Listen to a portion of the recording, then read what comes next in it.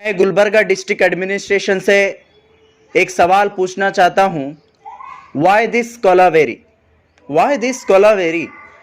जब सेक्शन 144 तोड़कर वक्फ बोर्ड के ट्रिब्यूनल का जो ऑर्डर है उसको तोड़कर 500,000 लोगों की रैली लेकर एक शासक, एक union minister government degree college के अंदर पनाह लेते, गवर्नमेंट फायर स्टेशन पर पनाह लेते अलंद के, और उसके बाद गवर्नमेंट बस स्टैंड में जमा होकर वो एहतजाज करते, लेकिन कोई उसके ऊपर बात नहीं करता, कोई उसके ऊपर एफआईआर नहीं होता, कोई उसके ऊपर कार्रवाई नहीं होती। जब इसके बारे में एसपी मैडम से सवाल किया जाता तो एसपी मैडम बोलते मैं वर्दी पहनकर बैठी हूं, यहां पर किसी का पक्षपात करने के लिए नहीं बैठी हूं बोलकर एसपी मैडम बोलते हैं।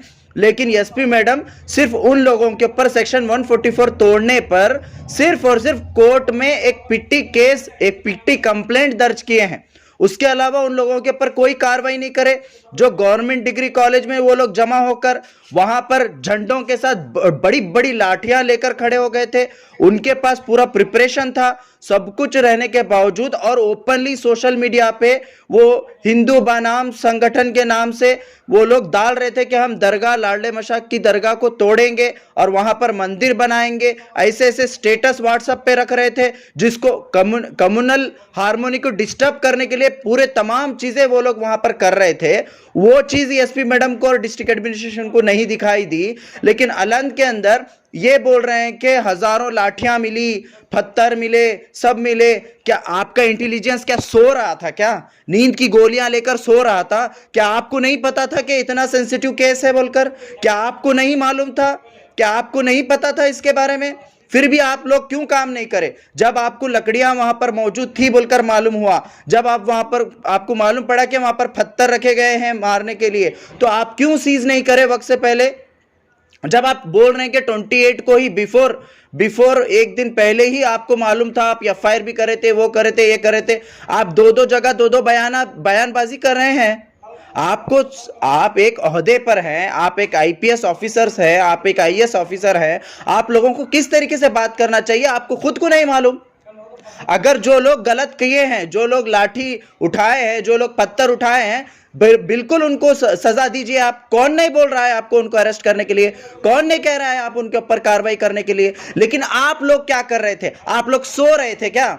आपकी इंटेलिजेंस सो रही थी क्या? जब लकड़ियां जमा हो रहे थे, जब पत्थर जमा हो रहे थे, ट्रैक्टर भरकर पत्थर जमा हुए बोलकर आपका क्लेम है, वो ट्रैक्टर भरकर पत्थर आपको नहीं दिखा क्या? क्या आपके आंख बंद थे क्या?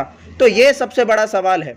उसके बाद जो अलंद के अंदर ये बोल रहे हैं कि हम पीसफुली वहां पर सब कुछ मैनेज किए, ऑलरेडी पूरी चीजें तयशुदा थी, 10 लोगों को भेजने का तय था, यहां से 5, वहां से 5। जब ये सब कुछ तय था तो आप लोगों ने जनता को क्यों नहीं बताया? जब जनता को बताना चाहिए था ना आपको, आप क्यों पब्लिक को नहीं बताया? तो आप चाहते थे ही ये होना है, आप इंटेंशनली आप चाहते थे कि ऐसा हो, ऐसा लगता है मुझे। आप दरगाह कमेटी के ऊपर ढकल रहे हैं। आप बोल रहे हैं एक तरफ डीसी सर जैसे ही पूजा करके बाहर आने के बाद पब्लिक टीवी पे, टीवी चैनल्स पे, सब जगह पर बयान देते हैं कि दरगाह कमेटी पूरा कोऑपरेट करी है, इसी के वजह से हम वहां पर जाकर पूजा करने में कामयाब हो गए उन लोगों को लेकर बोलकर आप बोलते हैं। आप लोग दो बातें क्यों कर रहे हैं? क्या आप लोग कर रहे हैं? दरगाह कमेटी एक तरफ आपको कोऑपरेट भी कर रही है, आप बोलते हैं, फिर उनके ऊपर बड़े बड़े सेक्शंस डालकर उन लोगों को, तमाम लोगों को आप अरेस्ट करे हैं, और उन तमाम लोगों को वो बाकी के लोग भाग गए हैं डर से। अब दोनों तरफ आप ही बात कर रहे हैं, ये कैसी बात कर रहे हैं आप? तो टोटली कंफ्यूजन क्रिएट कर रहे हैं अवाम के अंदर। और उसके बाद जब गुलबर्गा में हम इस अरेस्ट के खिलाफ, इस जो इनोसेंट लोगों को जो अरेस्ट किया गया है और जो वहां पर इलीगल एक्टिविटी हुई है, जो सेक्शन 144 को तोड़ा गया है, उसके ऊपर जब हम एहतजाज कर रहे हैं यहां पर peacefully, democratically, doctor Baba Saheb Ambedkar के स्टैच्यू के सामने, तो आप हमारे लोगों पर 40 से 50 लोगों के ऊपर आप एफआईआर बुक करते हैं। शर्म आनी चाहिए पुलिस डिपार्टमेंट को। शर्म आनी चाहिए। सेक्शन 144 तोड़कर 500,000 लोगों की रैली लेकर वहां पर बस स्टैंड में जमा होते हैं, वो जब आप एफआईआर नहीं कर सकते, आप बोल रहे एफआईआर हम नहीं कर सकते इसलिए हम कोर्ट में पिट्टी केस उनके ऊपर बुक करें। वो कौन सा केस है? 700 रुपए दिए तो छूट जाते वो केस के अंदर।